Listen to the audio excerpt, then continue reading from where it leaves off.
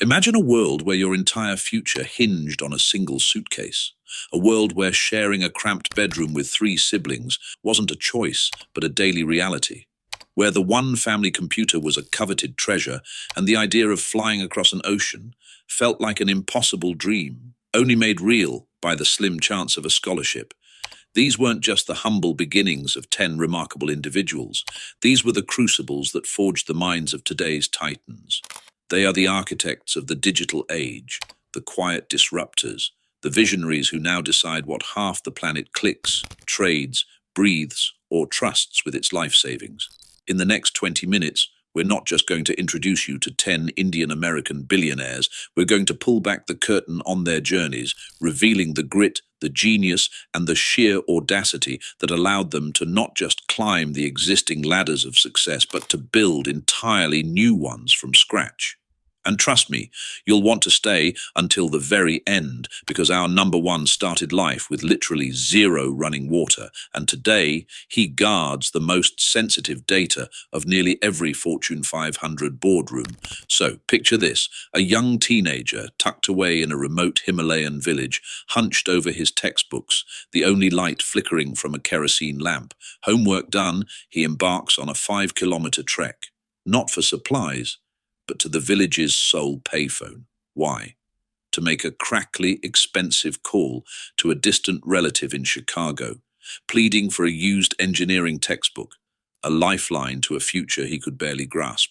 Now, fast forward 30, 40 years, that very same voice, perhaps a little deeper, a little more seasoned, but undeniably the same spirit, is now signing off on a billion-dollar acquisition. Not from a dusty village, but from the sleek, high-tech confines of a private jet over a crystal-clear Zoom call. It makes you wonder, doesn't it? How do stories like that, stories of such profound transformation and monumental achievement, repeat so often within this one extraordinary community? Today, we're not just counting down the 10 most valuable Indian American fortunes. More importantly, we're dissecting the pivotal turning points, the audacious decisions, and the relentless spirit that created them. These aren't just tales of wealth, they're blueprints for ambition. We're kicking off our countdown with a name you might not immediately recognize, but whose influence quietly underpins a vast swathe of the corporate IT world, Raj Sardana. He's often called the quietest three-comma name in corporate IT, and for good reason. Raj landed in the bustling chaos of New York in 1992, a young man of 23, with little more than $200 in his pocket and an IIT Delhi degree, a prestigious credential back home, but one that, as he wryly recounts, nobody on Wall Street could even spell.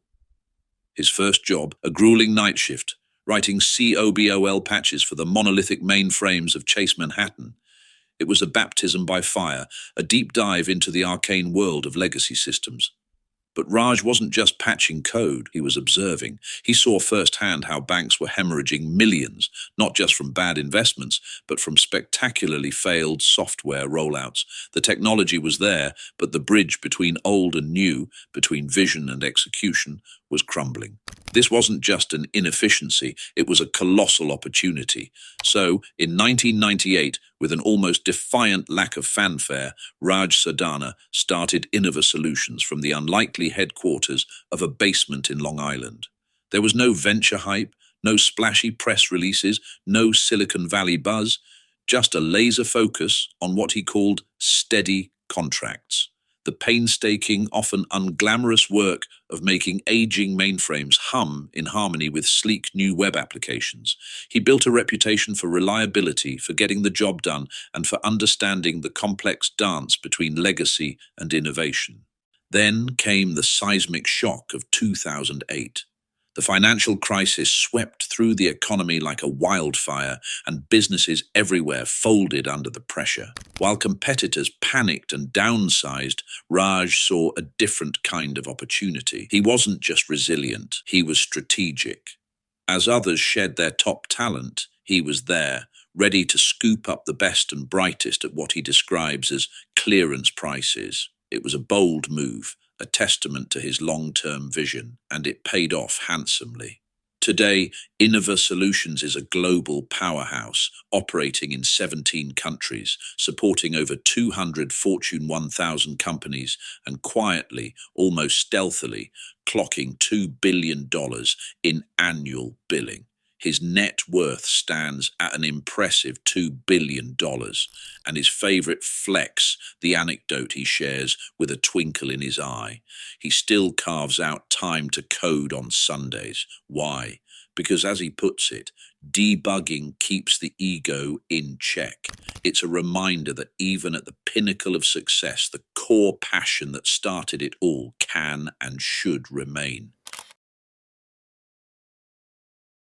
Next up, let's talk about a man whose innovations are literally helping people stand tall, yet whose name you might never have heard, David Paul. He's the surgeon's best friend you've never heard of, a testament to the often unsung heroes behind medical breakthroughs.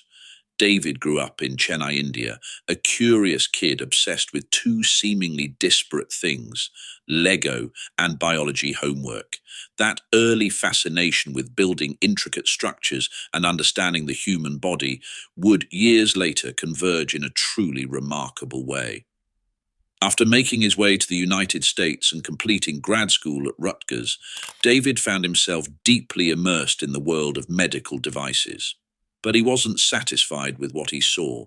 The spinal implants available on the market felt to him crude and imprecise, like using a sledgehammer on china, he once lamented.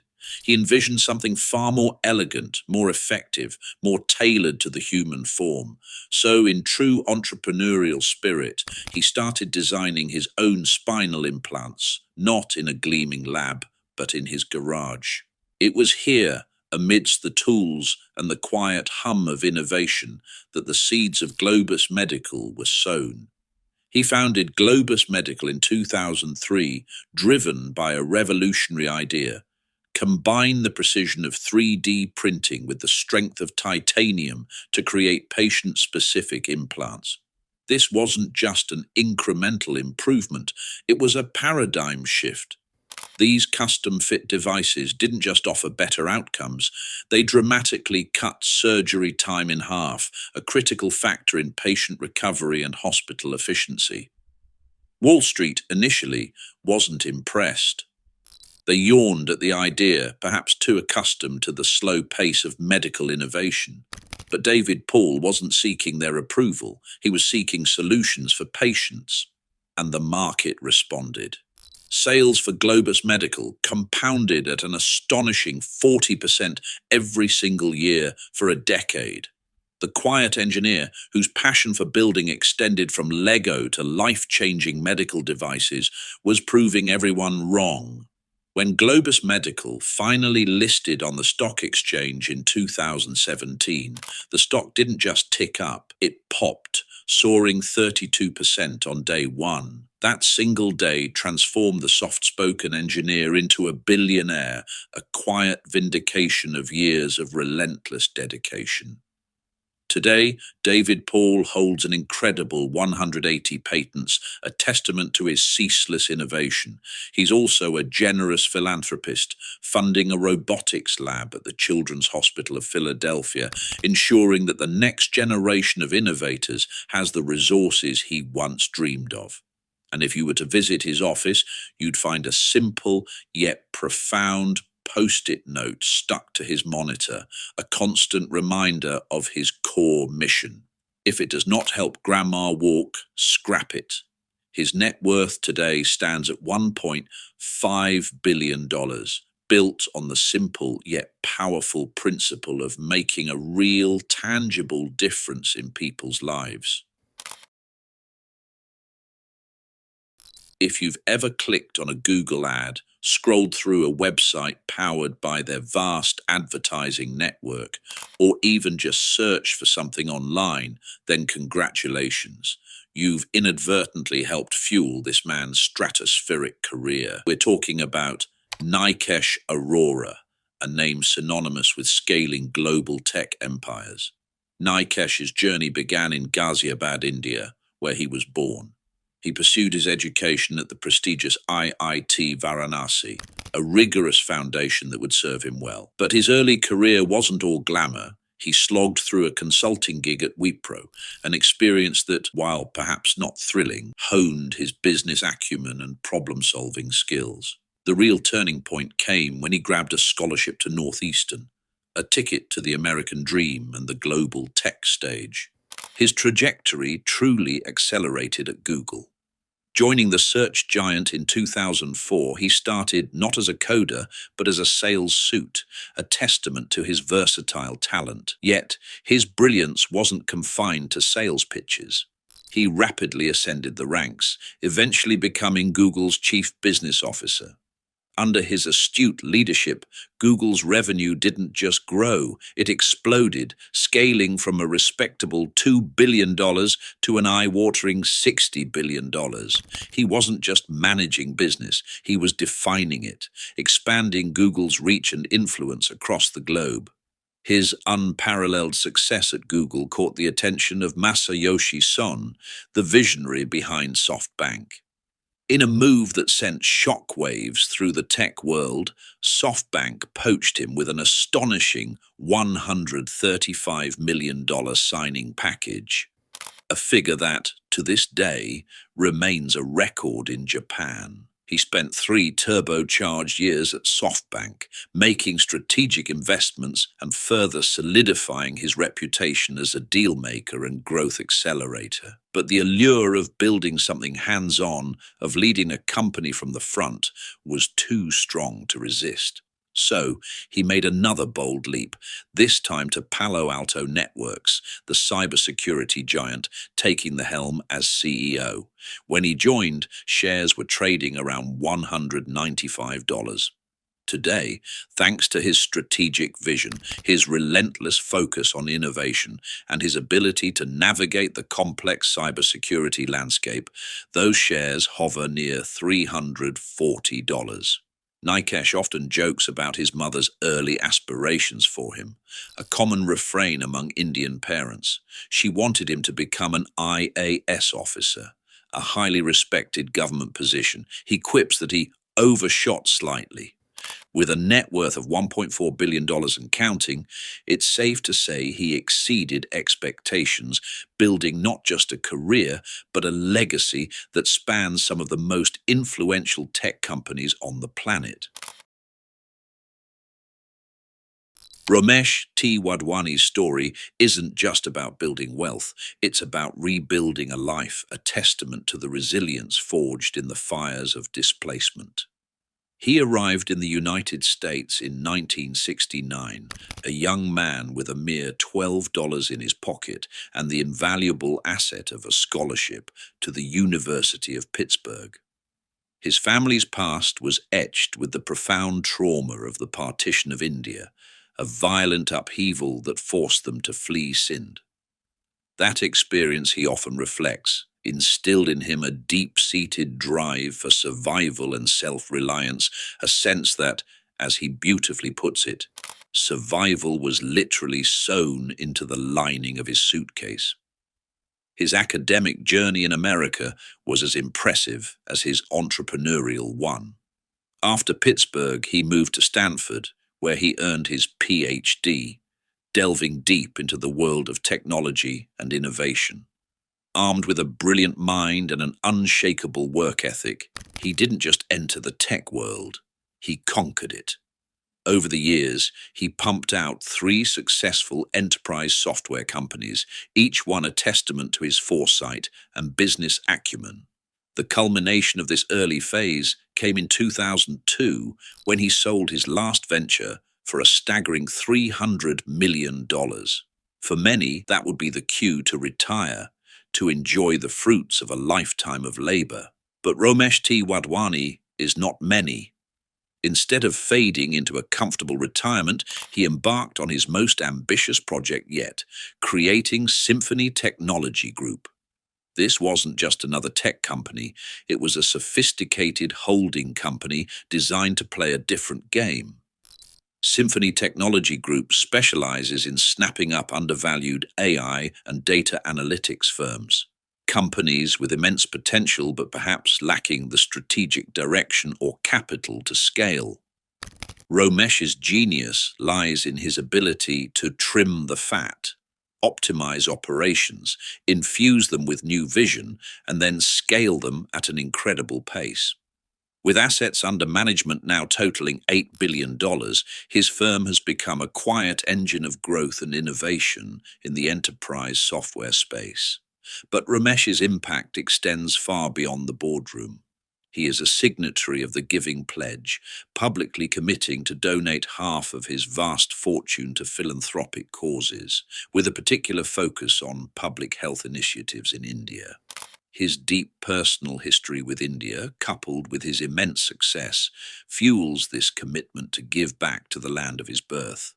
He once shared a profound insight with a Wharton class, a philosophy that encapsulates his approach to both business and life. Capitalism is a great servant, but a terrible master. It's a powerful reminder that wealth, while a tool for good, should never become the ultimate goal. His net worth today stands at $5 billion, a fortune built on intellect, resilience, and a profound sense of purpose. Next on our list is the only woman in this list of Indian billionaires. Her name is Jayashree Ullal. In the male-dominated corridors of Silicon Valley, one name stands out not just for her immense success, but for her role in architecting the very backbone of the cloud, Jayashree Ullal. Though born in London, she was raised in New Delhi, attending the Convent of Jesus and Mary School before moving to the US as a teenager. The transition was dramatic, going from an all-girls Catholic school in India to an engineering program at San Francisco State University, where she was one of only 2 women in her class. This early experience of navigating a new culture and a male-dominated field would forge the resilience that defined her career. Her journey through the tech world was a masterclass in strategic ascent. After cutting her teeth at firms like AMD and Fairchild Semiconductor, she landed at Cisco in 1993 through an acquisition. Over 15 years, she became a titan within the company, eventually rising to senior vice president and overseeing a division with a staggering $10 billion in annual revenue. She wasn't just managing, she was a key architect of Cisco's dominance in the switching market. But for Ullal, even a wildly successful corporate career wasn't the final destination. In 2008, she made a move that many considered a colossal risk.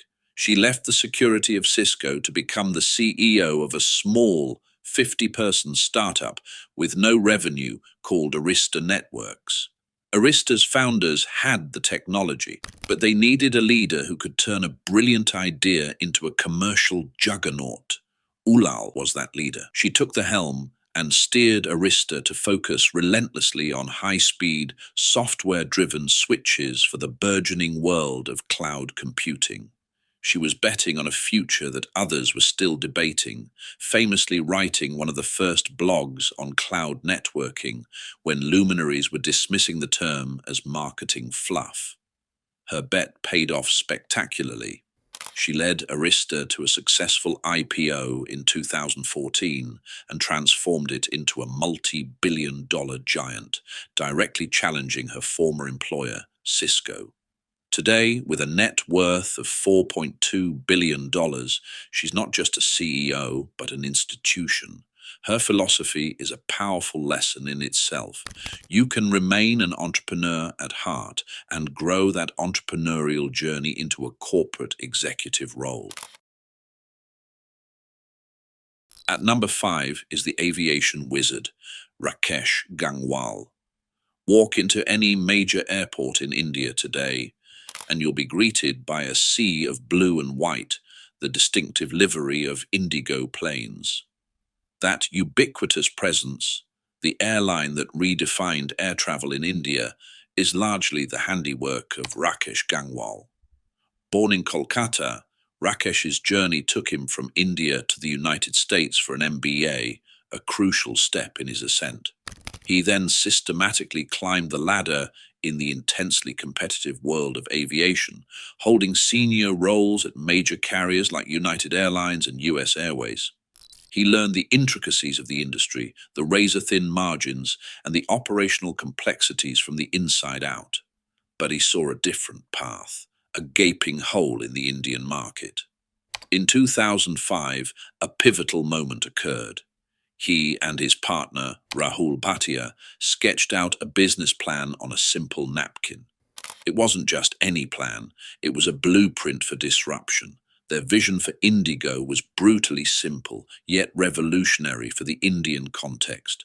A single aircraft type, reducing maintenance and training costs, an ambitious 25-minute turnaround time, maximizing aircraft utilization, and a steadfast commitment to no free peanuts, ruthless cost control.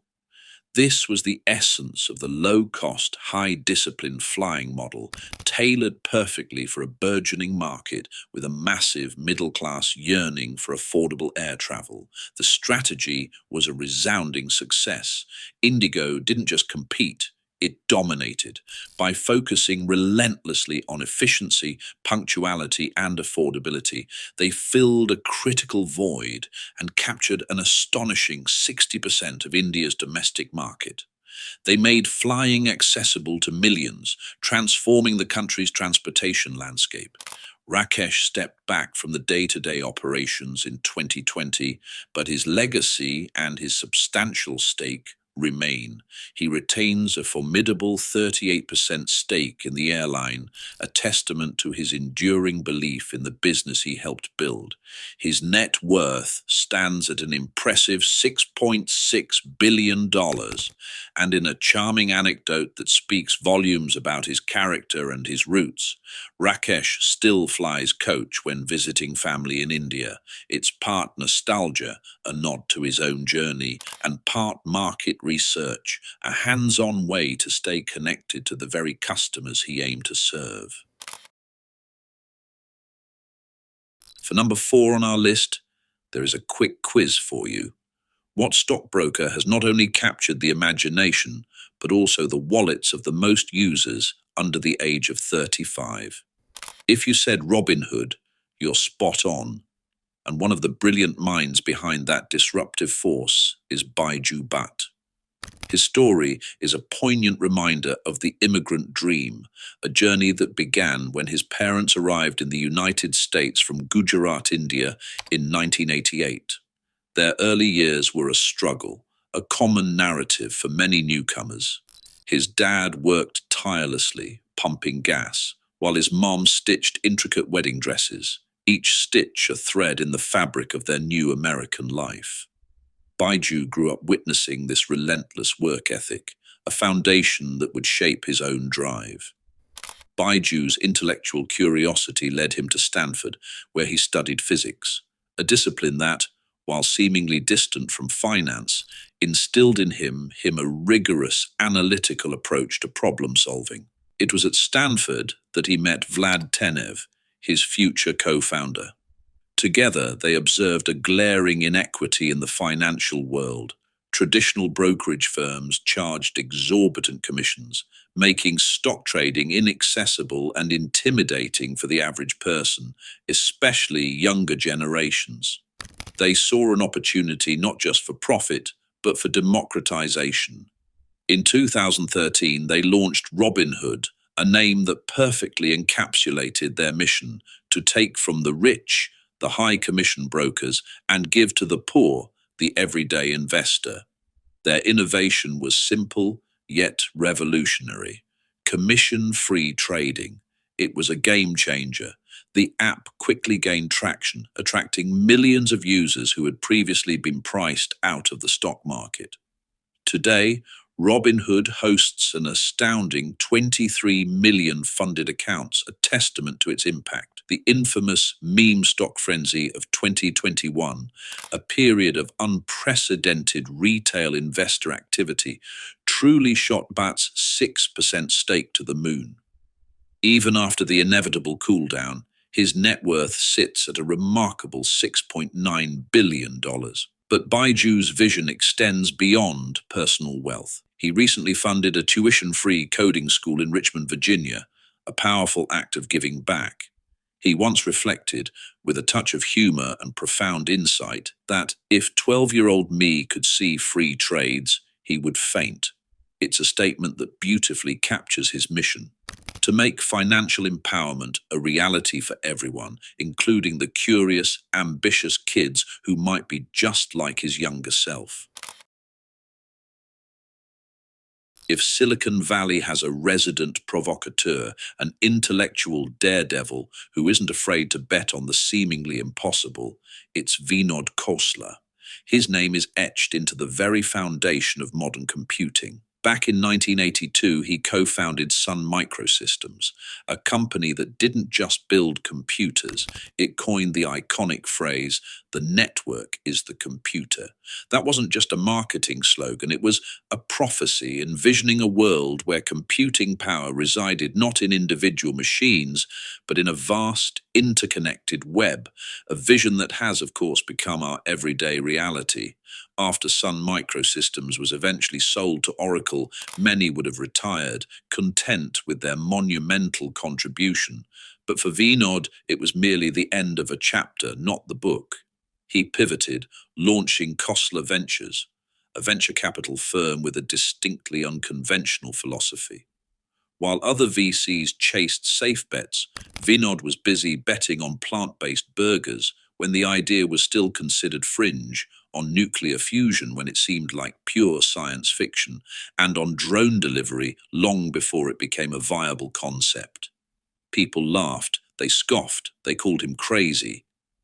But Vinod Khosla thrives on that skepticism. He's notorious for actively turning down deals that look safe, precisely because he's not looking for incremental improvements. He wants science fiction that becomes undeniable fact. He's looking for the truly disruptive, the paradigm-shifting ideas that others are too timid to touch. His fund, Khosla Ventures, now manages a staggering $15 billion, a testament to his uncanny ability to spot future trends and nurture audacious innovations. And his personal net worth hovers at an impressive $9.2 billion. Despite his immense success and influence, Vinod remains remarkably accessible to the next generation of innovators. He still answers cold emails from ambitious grad students, a practice that might seem surprising for someone of his stature. Why? Because, as he famously told entrepreneur and author Tim Ferriss, he firmly believes that the next unicorn wears a backpack and eats ramen. It's a powerful validation of raw talent, unbridled passion, and the idea that true innovation often springs from the most unexpected places, not from polished boardrooms or established institutions. Vinod Khosla isn't just funding the future, he's actively shaping it, one audacious bet at a time. On number 2 is the financial genius Rajiv Jain. In the frenetic, short-term focused world of Wall Street, most hotshots are constantly chasing the next quarter's earnings report, driven by immediate gains. But then there's Rajiv Jain, a man who, quite literally, thinks in centuries. His approach to investing is a refreshing counterpoint to the prevailing culture of instant gratification. Born in Jaipur, India, Rajiv's formative years were marked by a scarcity that paradoxically fueled his intellectual hunger. He learned the timeless principles of value investing, not in a gilded lecture hall, but by diligently reading Benjamin Graham's seminal works, often by the flickering, unreliable light of a candle during frequent power cuts.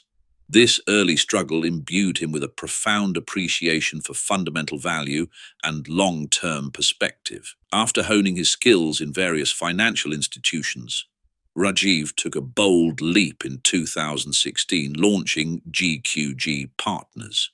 It wasn't a small, tentative start. He secured a massive $1 billion seed investment from the Florida Pension Fund, a testament to the confidence placed in his unique vision. His investment mantra is elegantly simple, yet incredibly powerful. buy quality companies with pricing power, then do nothing. He seeks out businesses with strong competitive advantages, robust balance sheets, and the ability to consistently raise prices without losing customers. Companies that can weather economic storms and compound value over decades, not just quarters. His portfolio reflects this philosophy, featuring significant positions in companies like Adani, Petrobras, and Microsoft. These aren't speculative plays. They're strategic investments in established, durable businesses he believes will continue to generate value for the long haul. GQG Partners' assets under management have swelled to an astounding $120 billion, a clear indicator of the success of his patient, disciplined approach. The firm truly crossed a tipping point in 2021, a year when the broader S&P 500 was relatively flat. While others struggled, Rajiv Jain's firm returned an incredible 43% net of fees, a performance that cemented his reputation as a generational investor. His net worth now stands at an impressive $11 billion. Beyond his financial prowess, Rajiv is also a testament to personal discipline. He meditates daily and steadfastly refuses evening meetings, prioritizing his well-being and clear thinking. He attributes this discipline to his success, stating, with quiet conviction, that discipline compounds like interest. It's a philosophy that applies as much to life as it does to the markets he so masterfully navigates. And here we are, at the pinnacle, number one on our list, the extraordinary journey of Jay Chaudhry. Jay's story isn't just a rags to riches tale, it's a narrative woven from the very fabric of human resilience and unyielding determination. He was born in 1958, not in a bustling city, but in a remote, almost forgotten Himalayan village in Himachal Pradesh, India. This wasn't just a modest upbringing, it was an existence stripped bare of modern conveniences. There was no electricity, no television, no indoor toilet, just the majestic, silent mountains surrounding him and an unquenchable wellspring of motivation within. He often recounts walking several kilometers daily just to attend school, studying under conditions that would deter most, but which, for him, simply sharpened his focus. Despite these immense challenges, Jay possessed an intellect that could not be contained. He cracked IIT, gaining admission to one of India's most prestigious engineering institutes, a feat in itself. His brilliance then led him to a stint at IBM, a seemingly secure and promising career path. But security wasn't what Jay was chasing. He had a vision, a deep understanding of the nascent world of cybersecurity, and an unshakable belief in its future importance. So he did the unthinkable. He quit his stable job to start a cybersecurity firm, a venture that, in its early days, nobody in the venture capital world was willing to fund. Undeterred by the rejections, Jay made a series of sacrifices that speak volumes about his conviction. He mortgaged his house, maxed out his credit cards, and poured every ounce of his energy into building his dream. The image he paints from those early, grueling nights is almost mythical, coding feverishly while his toddler daughter slept in a drawer. Yes, a literal drawer, a makeshift crib born of necessity and relentless dedication. This wasn't just bootstrapping, it was an act of profound personal sacrifice, a testament to his belief in the future of secure cloud computing. That company, born of such incredible struggle, was Scala. It went public in 2018, and today it stands as a colossus in the cybersecurity landscape, protecting a staggering 70% of the Fortune 100 companies. Scala doesn't just guard data, it defends the very digital infrastructure of the world's most powerful enterprises. The company's remarkable run in 2025 further propelled his personal wealth, pushing his stake to an astounding $17.9 billion, officially making Jay Chaudhry the richest Indian American on the planet. And yet, despite this monumental success, Jay remains grounded. He still makes it a point to answer the support alias on weekends. Why? Because, as he claims with characteristic humility, customers remind you what you don't know. It's a powerful reminder that even at the zenith of achievement, the pursuit of knowledge and the connection to the very people you serve remain paramount. If these incredible stories are not just inspiring you, but actively rewiring your idea of what's possible, then do us a huge favor. Hit that like button. Seriously, give it a good click so the YouTube gods know to show this content to the next dreamer, the next aspiring innovator who needs a dose of this kind of motivation. And if you want to keep diving deep into the journeys of these trailblazing founders, make sure you subscribe and turn on notifications. We've got more founder deep dives dropping every single Tuesday, packed with insights and inspiration you won't want to miss. So there you have it, 10 people, 10 extraordinary versions of the American dream, each delivered with a distinct Indian accent. Their paths were as varied as their personalities, some coded in dimly lit basements, transforming lines of text into global empires, others meticulously stitched code into complex aircraft scheduling systems, making air travel accessible to millions.